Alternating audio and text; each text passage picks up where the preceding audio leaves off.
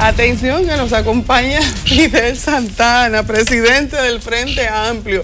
Fidel, preguntaba Franklin antes de que comenzáramos la entrevista. Buenos días primero. Y segundo, ¿por dónde es que van a desembarcar los conspiradores? Bueno, primero saludarle, Elisa. Yo tenía mucho que no participaba en un programa contigo. ¿Es verdad? Es un placer, Franklin. Ha venido aquí, pero yo no estaba en la entrevista. Así es. Bueno, es un staff de lujo el que me recibe esta mañana y por tanto es una satisfacción para mí usar este medio para referirme a unas declaraciones, digamos, vergonzosas y penosas de un ministro de Estado, ¿no? Porque las cosas que deben salir de un Estado, de sus voces visibles, tienen que ser cosas responsables. Porque no es ni siquiera el partido que está en el poder el que está hablando, es el Estado que representa a toda la nación. Y cuando habla el Estado no solo habla para los dominicanos y dominicanas, habla para todas las legaciones diplomáticas que hay en el país y habla para el mundo, ¿verdad? Y cuando sale con cosas como estas, irresponsables, sin ningún tipo de elementos probatorios, no hace más que relajar la investidura misma de quien está haciendo estas declaraciones y poner en ridículo al órgano policial, una vez más, tantas veces expuesto a cosas, digamos, sin importancia. Recuerdo los mecanismos usados por el balaguerismo en los 12 años, cada vez que quería eliminar o matar a una gente inventaba un expediente. Pero es que desde 1976, Fidel, yo me ocupé de buscarlo. Desde 1976, hace 40 años que un ministro no daba una rueda de prensa para decir que había una conspiración desde la UAS. O sea, hablar a esta altura del juego de que se conspira, porque ese fue más o menos el término que utilizó el ministro de lo Interior. La verdad es que yo no sé si reírnos o llorar. ¿Cuál de las dos cosas es más grave? ¿Qué es lo que debemos hacer frente a un hecho en el que se moviliza al jefe del cuerpo de orden y su jefe para decir una cosa de esa naturaleza? Sí, lo más penoso es que ese ministro, que debería estar ocupándose de enfrentar la ola delincuencial que hay en el país, porque esa es su misión, la seguridad de los ciudadanos y ciudadanas, y eso anda manga por hombro, cada día está peor, y el órgano policial cada vez más descuidado, más abandonado. Entonces, realmente, el tema de la UAS, ya la prensa ha evidenciado qué fue lo que ocurrió allí. Sus autoridades, el propio rector convocaba a una manifestación pacífica, incluso hasta con presencia artística. Yo debo decir que tenía docencia, estaba impartiendo docencia desde las 8 de la mañana en EH, es el edificio Eugenio María de Hostos, y a las 10 de la mañana tenía docencia en el edificio de Economía en el aula 205. Es decir, cuando estos acontecimientos se producen, yo estaba impartiendo docencia en el aula 205 muy cerca de la Facultad de Economía, y no me enteré de lo que estaba ocurriendo, sino cuando concluí mi labor docente y salí, ¿verdad? Que no constituye, Fidel, una advertencia altamente peligrosa el cliché de conspiración desde el punto de vista de tu garantía constitucional y tu integridad física, que se te cataloga así, y que mucha gente que vive pendiente a cómo te mueves, cómo hablas y con quién habla, pueda hacer algo más que decir eso? Mira, muy preocupado sobre todo por la seguridad del diputado Juan Uvieres, candidato a senador, que ha sido una figura que ha enfrentado muy firmemente bandas delincuenciales, criminales, como es bandas de sicarios, que con este tipo de acusaciones el Estado expone mucho más, Y por tanto, responsabilizar al Estado de la seguridad de Juan Uvieres.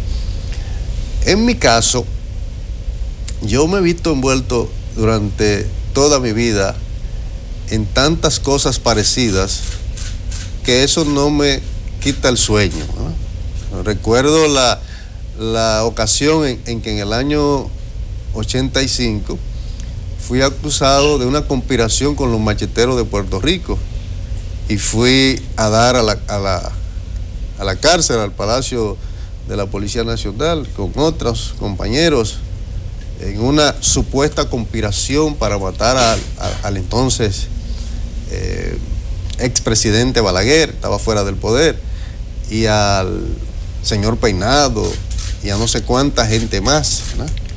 Y entonces, en mi caso, he sido, digamos que chivo expiatorio más de una vez. Cada vez que al grupo de turno se le ocurre alguna cosa de la que quiera desviar la atención, entonces recurre a gente como yo, que tiene una vida de luchas, que no renuncio a mi condición de hombre de izquierda, de militante de las causas del pueblo, pero que siempre he estado de cara al sol. Y que no voy a dejar de andar como ando, solo, sin preocupaciones, ¿verdad? Perdónenme, que quería preguntarle qué era lo que tú crees que quiere ocultar el gobierno, porque tú estás diciendo que se acude a eso cuando se quiere distraer la atención. ¿Qué puede distraer la atención el gobierno después que ya el presidente le rindió sus memorias al país? Fíjate que el tema Joao Santana es un tema que está muy candente en el ámbito internacional y no ha salido todo. Hay que esperar unas cuantas cositas más que van a salir. Pero ya de eso casi ni se habla. Bueno, no sé precisamente porque se ha sacado de los medios el tema. Difícilmente aparezca en algún medio impreso el tema. La televisión y la radio, sí, pero todos sabemos que lo que queda para la historia es lo que sale en los periódicos, ¿no? Entonces hay una voluntad de sacar ese tema del escenario, disminuir el impacto de la delincuencia también y evidentemente una gran preocupación por el crecimiento de la candidatura del licenciado Luis Abinader, que se decía, el propio gobierno decía, que no pasaba del 15%, del 17%, y ahora resulta que el muchacho se le ha crecido, ¿verdad? Y tienen que salir a ponerle piedras en el camino, piedras en base a mentiras, porque ¿a quién se le puede ocurrir que un candidato presidencial que va ganando cada vez más simpatía y más apoyo del pueblo se puede vincular a cosas como esta, si tiene todo el camino por delante para ganar unas elecciones y derrotar el reeleccionismo? Esto no es más que la evidencia de la desesperación de un presidente reeleccionista que ya no tiene votos en los barrios y en los pueblos y tiene que llamar a buscar votos debajo de las piedras. Es decir, eso no hace más que evidenciar que ya tiene conciencia de que por medio de la simpatía del pueblo no se puede quedar en el poder. Eso no es lo que dicen las encuestas, Fidel. La encuesta última que conocimos, que es la Greenberg Diario Libre, aunque habla del crecimiento de Luis Abinader, dice que Danilo está cómodo con un 55% del electorado, cuando faltan 2 meses y 1 semana para las elecciones. Pero otras encuestas dicen que Danilo está en su mejor escenario en 51%.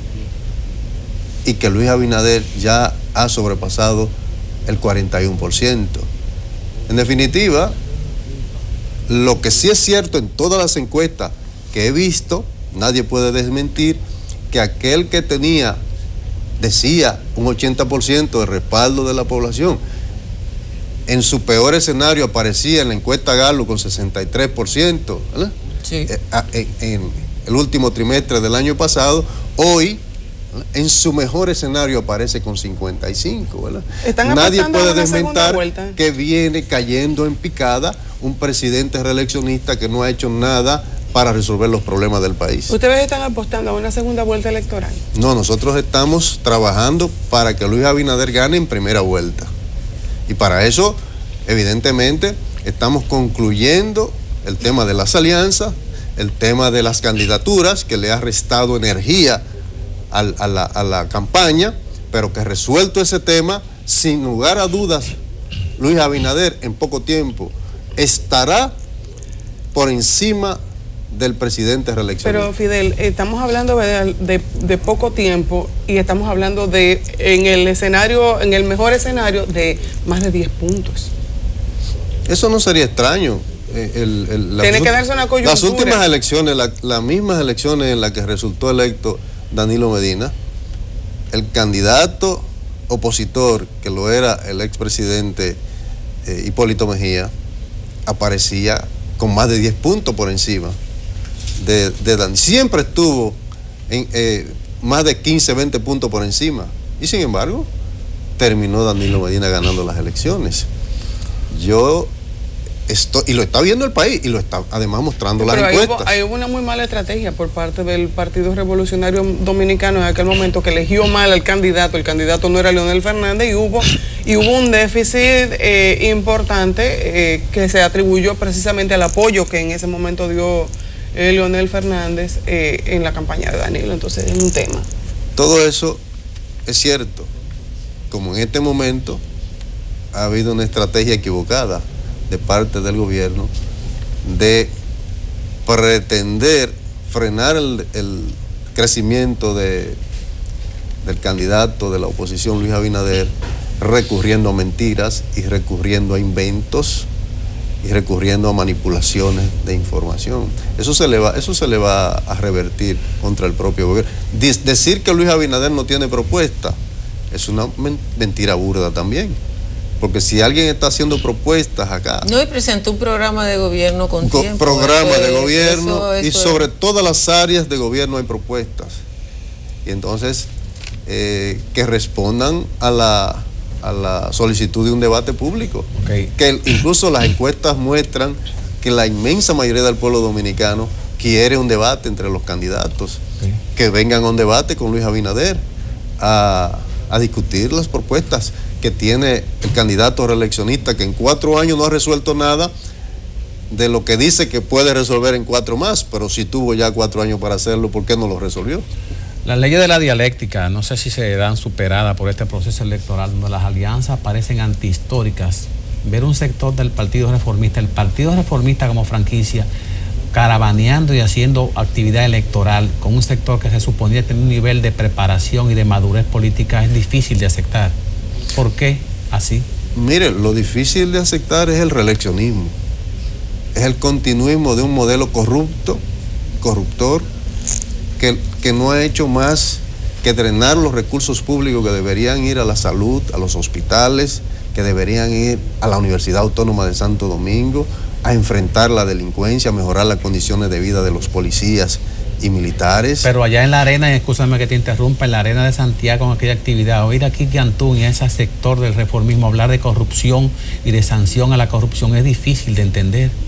Mira, pero el que ha tenido la oportunidad de enfrentar la corrupción y no lo ha hecho es el presidente de la República, porque él tiene todos los órganos para si los reformistas son corruptos, que estuvieron a su lado gobernando con él, entonces debió someterlos. Antes se hablaba de reformistas de la luz y de la sombra. ¿Cuáles le tocaron a ustedes? Mire, yo creo que en estos momentos no se trata de elementos ideológicos, sino de un proyecto de nación. Okay. En este momento se trata de que todos los actores que asuman la necesidad del cambio, actuemos juntos. Mira, Fidel, no es la primera vez, porque desde 1974, cuando el Acuerdo de Santiago, ya en el país se produjo una gran alianza, donde estaba la gente de la izquierda y de la derecha, en contra de un proceso de reelección. El MPD. Desde el MPD hasta el PQD, o sea, ahí se mezclaron, no es la primera vez, y era exactamente lo mismo. Una alianza en contra del proceso de reelección, en ese caso de Joaquín Balaguer, y eso no hay ninguna duda. El tema con el proceso de alianza actual es que, si bien, por ejemplo, en 1974 y en 1978 también se produjo un proceso de alianza parecido, ahora no existe, o aparentemente no existe, la cohesión en la fuerza opositora anti-reelección que pudo haberse tenido en otro momento. Ver, como vimos ayer, a Fello Suberví, que aspiraba a ser el candidato a alcalde del PRM, en la patana del candidato al que él iba a enfrentar. Es difícil. Es como muy difícil de asimilar. Mira, se ha desdibujado todo lo que daba sentido a la confrontación ideológica en el país. Nosotros en el Frente Amplio, que seguimos levantando banderas ideológicas, tenemos muy claro que el desafío que tiene la nación es sumamente importante, porque lo que está en juego no es quién se queda gobernando o quién asume el poder por 4 años. Está en juego el paradigma de éxito que se instala definitivamente o se derrota en la República Dominicana.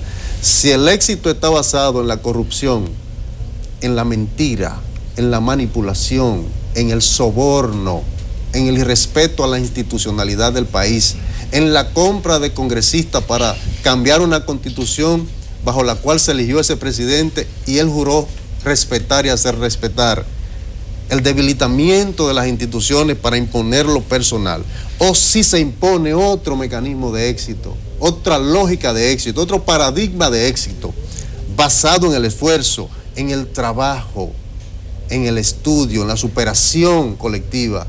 Eso para nosotros es lo que está en juego en este momento. Pero si el PLD impone su reeleccionismo basado en el abuso del uso de los recursos públicos, basado en la compra, en el clientelismo, impondrá por mucho tiempo la desmoralización colectiva en la sociedad dominicana.